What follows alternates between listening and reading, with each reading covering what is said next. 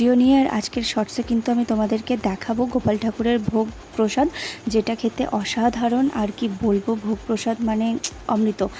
যাই হোক, আমি তো ঘুমিয়ে পড়েছিলাম, তারপরে উঠে যাই হোক করে সেজে গুজে চলে এলাম। আর সেই কানের দুলটা পরাই হয়নি। আর রাস্তা দিয়ে অনেকটা ঘুর বলে আমরা চলে এসেছিলাম মাঠ দিয়ে সোজা আর্মিরে চলে এসেছি। আর এখানে এসেই দেখি এত বড় লাইন, সে কি বলবো। লাইন দেখে আমার মাথায় হাত, আর আমার মা চলে গেছে আগের দিকে। মা বলছে তুই এখানে দাঁড়া, আমি আসি। তারপরে আমি লাইনে দাঁড়িয়েছিলাম, তারপরেই দেখি আমার দিদিভাই এসেছে প্রসাদ নিতে। তো আমি দিদিভাই আস্তে আস্তে চলে গেলাম প্রসাদের ওখানে। আর প্রসাদে কী কী দিয়েছিল সেগুলো তো তোমাদের সঙ্গে অবশ্যই বলবো।